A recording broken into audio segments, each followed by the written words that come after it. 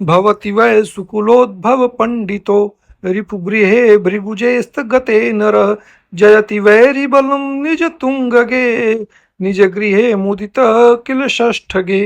अर्थात जन्म कुंडली में छठे भाव में यदि शुक्र बैठा हो तब समझ जाना चाहिए कि जातक का जन्म किसी अच्छे परिवार में उच्च कुल में हुआ है। ऐसे जातक उच्च शिक्षा प्राप्त करते हैं, कोई भी कार्य बहुत सोच समझकर करते हैं, विवेकशील होते हैं। इस भाव में शुक्र यदि अपनी उच्च राशि मीन में हो अथवा यह स्वग्रही हो अर्थात वृष या तुला राशि में हो तो ऐसा जातक सदैव प्रसन्न चित्त रहने वाला होता है। षष्ठ भावस्थ शुक्र के लिए एक और बात कही गई है, सदा गीत नृत्य भवे चित्तवृत्ति परम वैर वृंदस्य नाशो नराणाम। अर्थात छठे भाव में शुक्र ग्रह। नमस्कार दर्शकों, ज्योतिष शास्त्र सिद्धांत चैनल पर आपका स्वागत है। इस वीडियो में हम पिछले वीडियो से आगे बढ़ते हुए शेष ग्रहों का फलादेश जानेंगे। पिछले वीडियो में आप ऊपर दिए गए आई बटन या डिस्क्रिप्शन में दिए गए लिंक से पहुंच सकते हैं, जिसमें लग्न से आगे बढ़ते हुए क्रमागत ग्रहों चंद्र, सूर्य और बुध का फलादेश बताया गया है। इस वीडियो में हम पंचम भाव में बैठे राहु और क्रमागत भावों में मंगल, शुक्र, गुरु, शनि और केतु के फलों को जानेंगे। आगे बढ़ने से पहले एक बार पुनः बता दूं, चंद्रमा, बुध और सूर्य ग्रहों के फलों की चर्चा पिछले वीडियो में हो चुकी है। किसी कारणवश वह वीडियो पूरी नहीं हो पाई, इसलिए आज हम राहु के फलादेश से प्रारंभ करते हैं। पंचम भाव के राहु के लिए शास्त्रों में कहा गया है, सुते सिंही पुत्रे जनुषि सुतलाभ प्रभवती सदा वैकांताया उदर भव रोगैर्विकलता तथा चिंता ताप प्रसरति जनानामतितराम विना देव यत्नै किमिति बहुलाभ क्षितिपते। श्लोक का अर्थ हुआ कि जिस मनुष्य की जन्म कुंडली में राहु पंचम भाव में विद्यमान है उसे पुत्र लाभ होता है, लेकिन ऐसे जातक की पत्नी हमेशा पेट के रोग से पीड़ित रहती है। श्लोक के दूसरे लाइन में आप देख सकते हैं, कांता या मतलब पत्नी और उदर भव रोगैर विकलता अर्थात उदर मतलब पेट के रोगों से परेशान रहती है। ऐसे जातक को चिंता और संताप हरदम घेरे रहता है, मन को कभी शांति नहीं मिलती है। श्लोक की अंतिम लाइन कहती है, विना दैवम यत्नै कीमति बहुलाभ क्षितिपते अर्थात यदि भाग्य नहीं है तो कितना भी प्रयास कर लो कोई लाभ नहीं होता है। अर्थात पंचम भाव में राहु से प्रभावित व्यक्ति के भाग्योदय में बहुत बाधाएं आती हैं। अब छठे भाव की ओर चलते हैं। इस छठे भाव को रिपु भाव या शत्रु भाव भी कहा जाता है। इस भाव में मंगल, शुक्र और गुरु तीन ग्रह विद्यमान हैं। चलिए जानते हैं इस भाव में मंगल के लिए शास्त्रों में क्या शुभाशुभ फल बताए गए हैं। षष्ठ भाव में शत्रुहीनो नानार्थैः परिपूरितः लालसा पुष्ट देहश्च शुभ चित्तश्च जायते अर्थात ऐसे जातक के जिसके मंगल छठे भाव में विद्यमान हो, ऐसे जातक शत्रुहीन होते हैं अर्थात इनके दुश्मन नहीं होते। इनमें वैर भाव कम होता है। कुछ दुश्मन, कुछ शत्रु यदि जीवन में है भी तब भी वह कुछ अनहित नहीं कर पाते हैं। ऐसा जातक धन धान्य से संपन्न होता है, शारीरिक दृष्टि से मजबूत और सुडौल कद काठी का होता है और शुभ चित्तश्च जायते जिसका चित्त बहुत शुभ होता है। कहने का अर्थ ऐसा जातक साफ दिल का होता है। अब इसी भाव में विद्यमान शुक्र के फलों की तरफ चलते हैं। भवति वै सुकुलोद्भव पंडितो रिपुगृहे भृगुजेस्तगते नरः जयति वैरिबलं निज तुंगगे निज गृहे मुदित किल षष्ठगे।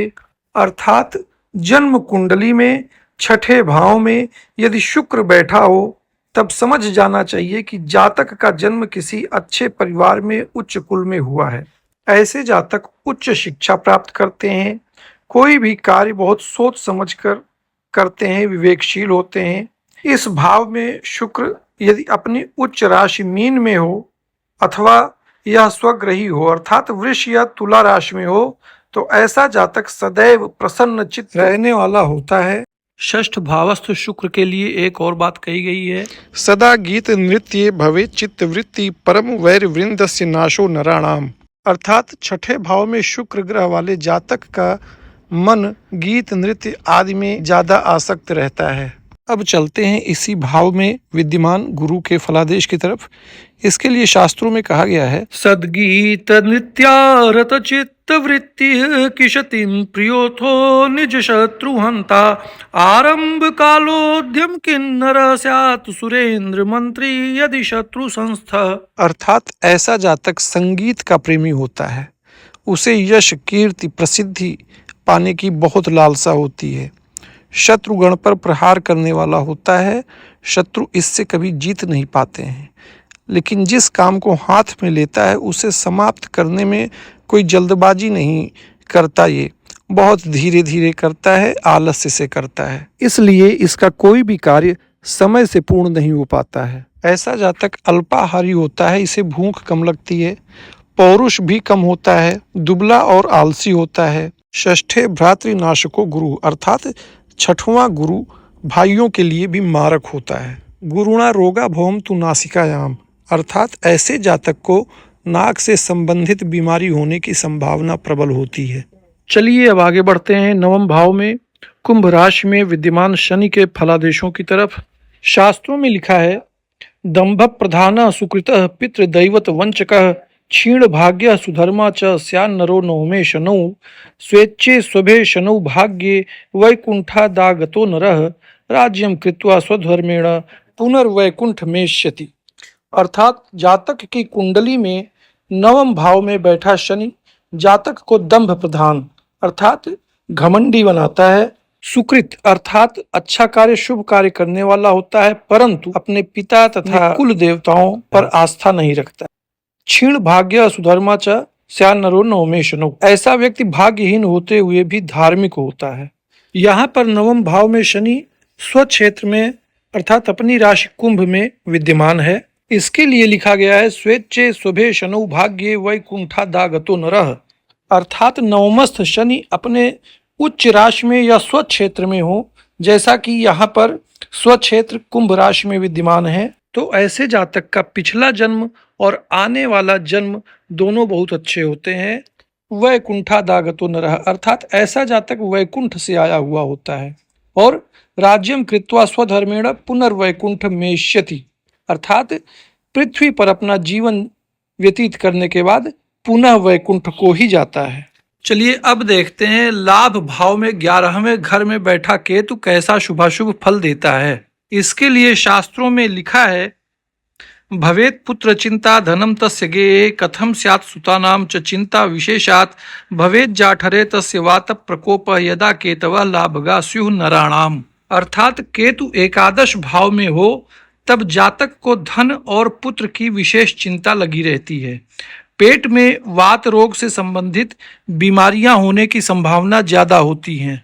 एक अन्य श्लोक कहता है, सुभाषी सुविद्याधिको दर्शनीय सुभोग सुतेजा सुवस्त्रोपि यस्य भवे दौदरार्ति सुता दुर्भगाश्च शिखी लाभगा सर्व लाभम करोति अर्थात एकादश भावस्थ वाला जातक अच्छा वक्ता होता है, मृदुभाषी होता है, शिक्षा अच्छी होती है, सुंदर रंग रूप और चेहरे पर तेज वाला होता है, अच्छे वस्त्र धारण करने वाला होता है, परंतु पेट के रोग से पीड़ित रहता है।